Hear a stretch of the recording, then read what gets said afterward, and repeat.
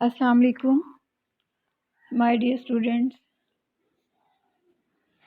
उम्मीद करती हूँ कि आप सब खैरियत से होंगे। आज बेटा हम अपना चैप्टर नंबर 11 स्टार्ट करेंगे, decision construct.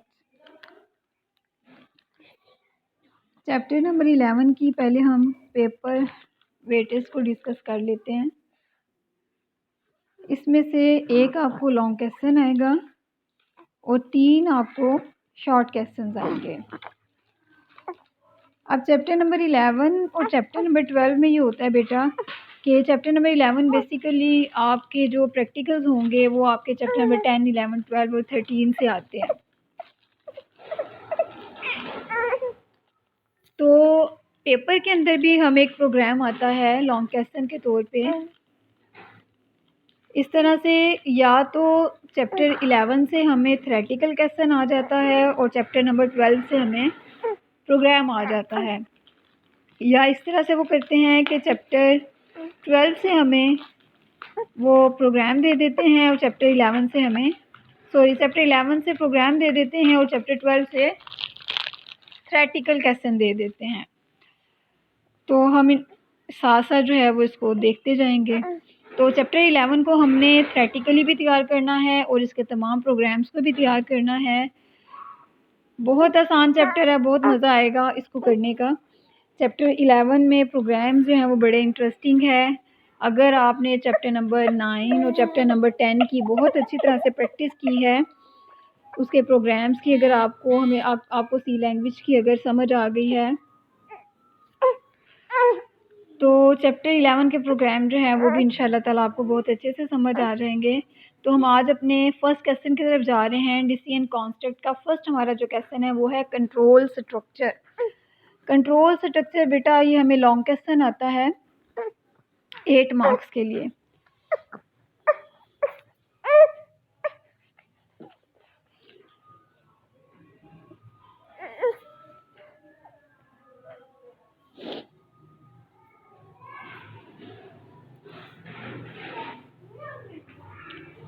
Control structure basically क्या है, जब हम अपने प्रोग्राम के अंदर स्टेटमेंट्स को लिखते हैं तो बेसिकली जो स्टेटमेंट होती है, कंट्रोल स्ट्रक्चर बेसिकली एक स्टेटमेंट है जो कंट्रोल करेगा फ्लो ऑफ एग्जीक्यूशन को।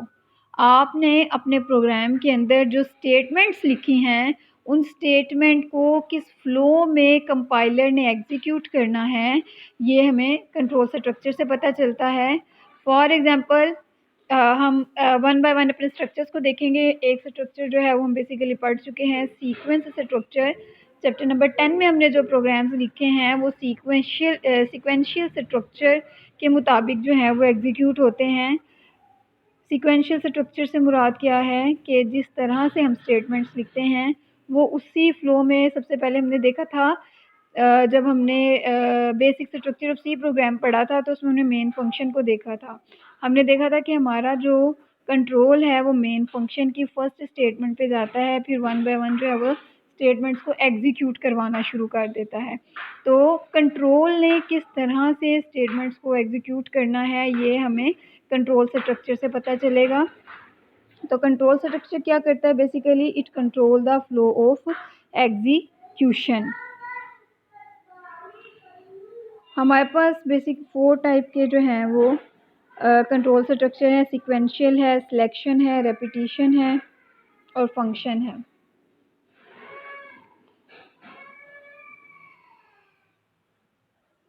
नंबर 1 हम देखते हैं सीक्वेंशियल स्ट्रक्चर को। सीक्वेंस का मतलब है एक तरतीब।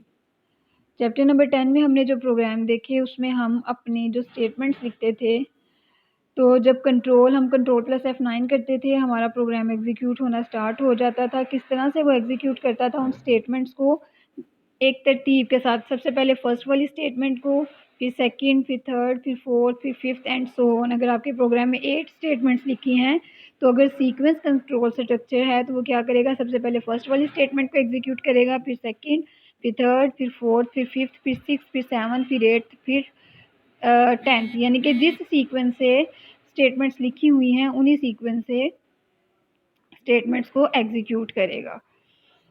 ये क्या करता है, सिक्वेंशियल स्ट्रक्चर में स्टेटमेंट्स किस तरह एग्जीक्यूट हो रही होती हैं, इन ऑर्डर, जिस तरतीब से वो लिखी होती हैं। ये हमारे पास फ्लो चार्ट है।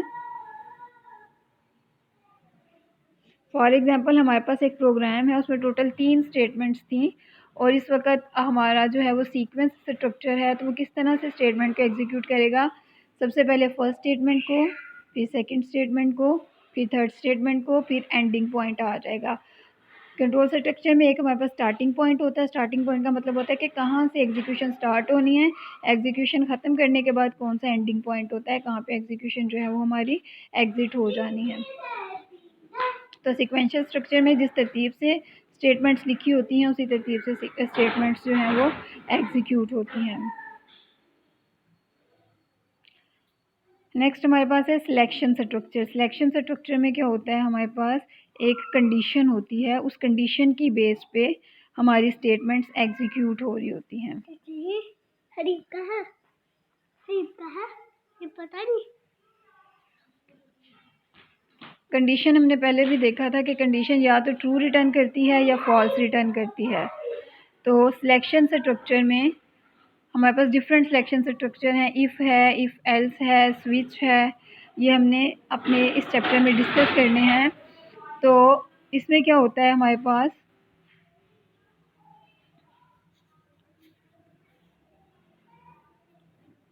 एक कंडीशन होती है, उस कंडीशन की बेस पे कुछ स्टेटमेंट्स एग्जीक्यूट हो रही होती हैं और कुछ स्टेटमेंट्स जो हैं वो स्किप हो रही होती हैं। अगर कंडीशन ट्रू हो जाएगी तो स्टेटमेंट 1 एग्जीक्यूट हो जाएगी, अगर कंडीशन फॉल्स हो जाएगी तो स्टेटमेंट 2 एग्जीक्यूट हो जाएगी और स्टेटमेंट 1 स्किप हो जाएगी। सीक्वेंस स्ट्रक्चर में जितनी भी स्टेटमेंट्स लिखी हैं वो सारी की सारी एग्जीक्यूट होंगी, लेकिन सिलेक्शन स्ट्रक्चर में एक कंडीशन होगी, उस कंडीशन की बेस पे कुछ स्टेटमेंट्स एग्जीक्यूट हो रही होंगी, कुछ स्टेटमेंट जो है वो स्किप हो रही होंगी।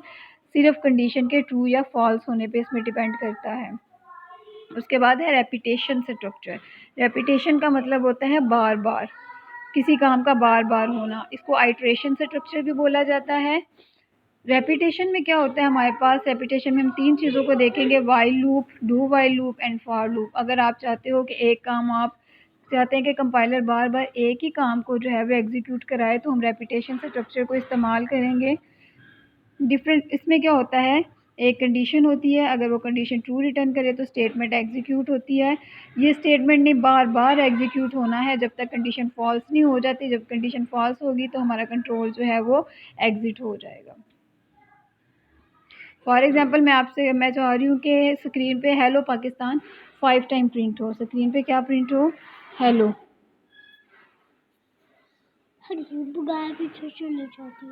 कितनी बार प्रिंट हो, बार बार। मैं सेम मैसेज प्रिंट करवाना चाह रही हूँ 5 टाइम्स, तो ये क्या है, रेपिटेशन स्ट्रक्चर है। इसमें मैं यहाँ पे एक कंडीशन लगाऊंगी जो 5 बार इस लूप को चलाएगी और 5 बार हेलो प्रिंट होगा। जैसे ही कंडीशन 6 हमें देगी तो हमारी कंडीशन फॉल्स हो जाएगी और हमारा जो कंट्रोल है वो कंडीशन की बॉडी से बाहर आ जाएगा। तो किसी काम को बार बार कराने के लिए जो है वो हम रेपिटेशन स्ट्रक्चर को इस्तेमाल करेंगे।